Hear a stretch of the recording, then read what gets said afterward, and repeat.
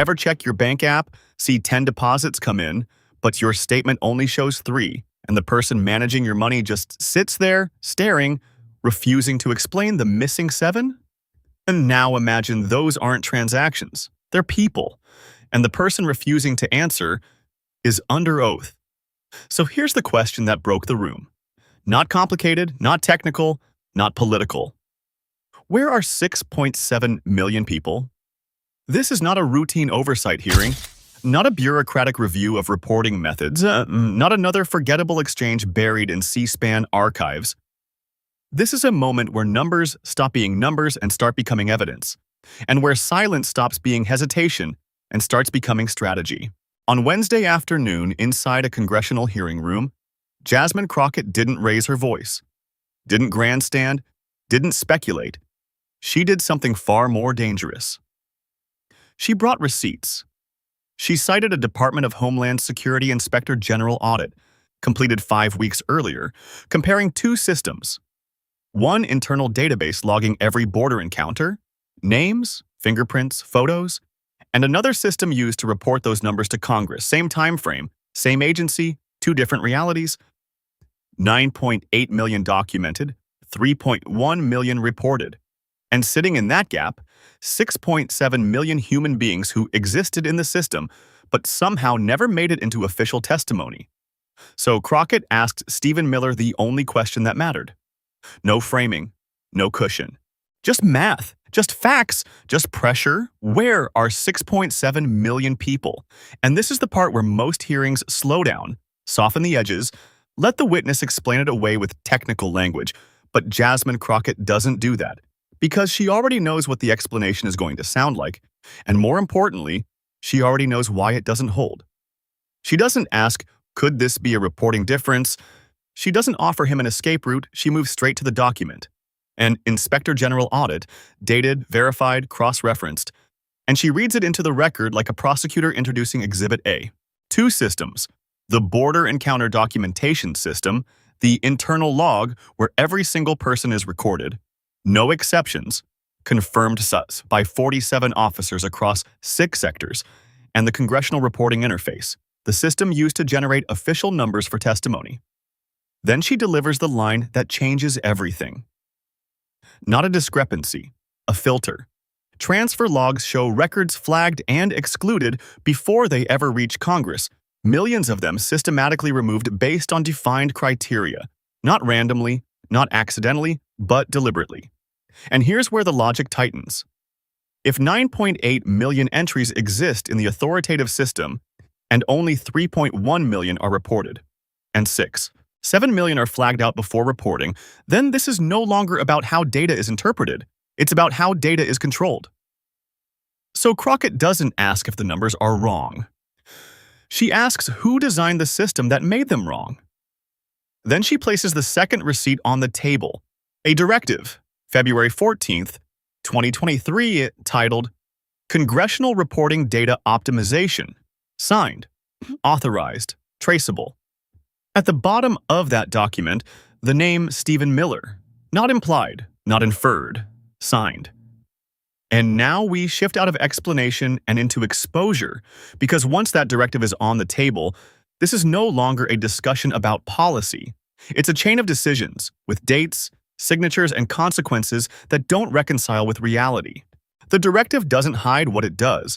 It lists criteria, clean and clinical, immediate expulsions, departures within 72 hours, unofficial crossings, unverified biometrics. And on paper, that language sounds administrative, almost harmless, like sorting files into folders. But when you run those categories against the actual data, the logic collapses under its own weight. Because here's the contradiction no one in that room could ignore. If millions of encounters are labeled expelled, then there should be deportation records. If millions are labeled departed, there should be exit logs. If the system is working as described, the paperwork should line up across agencies, across timelines, across databases. But it doesn't. The Inspector General didn't stop at counting what was excluded. They traced what happened next, and this is where the numbers stop behaving like statistics and start behaving like missing persons. 2.4 million individuals marked as expelled, yet no corresponding deportation records. 1.3 million marked as having left within 72 hours, yet no verified exits at official ports. And suddenly, the categories written in that directive don't look like classifications anymore. They look like destinations without confirmation, conclusions without evidence, outcomes without proof. So now, the question isn't just where 6.7 million people went, it's whether anyone can prove they went anywhere at all. And this is where Jasmine Crockett tightens the frame, because she understands something fundamental about systems of power. If you can't track the endpoint, then the system isn't just incomplete, it's unaccountable. She doesn't raise her voice, she doesn't dramatize the numbers, she does something far more effective. She turns them into a timeline. January 2023 to March 2025, 9.8 million encounters recorded. Same period, 3.0 million reported. Same period, 6.7 million filtered out. Then she adds the next layer, the one no one in that room was ready to hear. March 19th, 3 weeks after the Inspector General audit begins. 840,000 records, deleted. Not flagged, not excluded, deleted. Permanently removed from the database, with only metadata left behind like footprints after something has already passed through. And now we're not talking about classification, we're talking about interference. Because deletion during an active investigation is not a technical issue. It's a decision that exists in time, tied to access logs, tied to credentials, tied to authority. Those logs trace back to administrative access assigned to the office of Stephen Miller. Not speculation, not theory. Logged access. Time-stamped activity. Recoverable metadata. And this is where the room changes, because up to this point, everything could still be framed as complicated, as bureaucratic, as misunderstood. But deletion narrows the possibilities. You don't accidentally delete 840,000 records during an investigation. You don't unknowingly authorize a filter that removes 6.7 million entries from congressional reporting. And you don't sit under oath, with all of that placed in front of you and have nothing to say, unless every possible answer creates a new problem. So Crockett doesn't fill the silence. She measures it. She holds up the stopwatch, presses start, and lets the absence of an answer become the loudest thing in the room.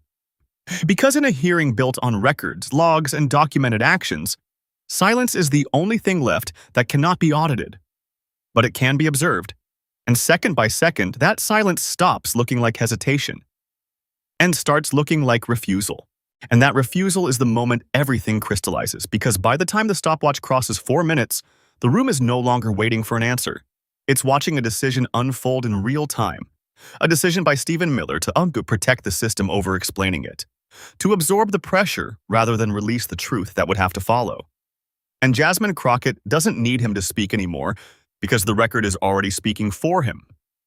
An Inspector General audit, a signed directive, transfer logs showing exclusion criteria, cross-agency data that doesn't reconcile, and 840,000 records deleted during an active investigation.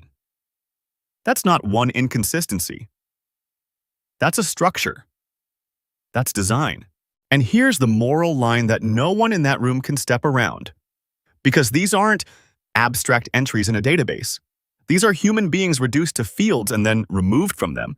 People who crossed a border were encountered, processed, recorded, and then effectively erased from the version of reality presented to Congress. Not lost, not miscounted, removed. So this stops being about immigration policy, and it stops being about partisan framing, and it becomes something far more basic and far more dangerous. Can a system decide what is visible and what is not, and still call itself accountable? Because if 7 million entries can be filtered out, if millions of outcomes cannot be verified, if hundreds of thousands of records can disappear mid-investigation, then the question is no longer what happened at the border. The question is, what happens to trust when the record itself becomes negotiable? So ask yourself this, not as a headline, not as a talking point, but as a standard. If the data exists, if the signatures exist, if the deletions are logged, then what exactly is being defended by that silence? And more importantly, who does that silence serve? If moments like this matter to you, If accountability isn't optional in your view, then don't scroll past it. Like, comment, share, and subscribe because this isn't where it ends.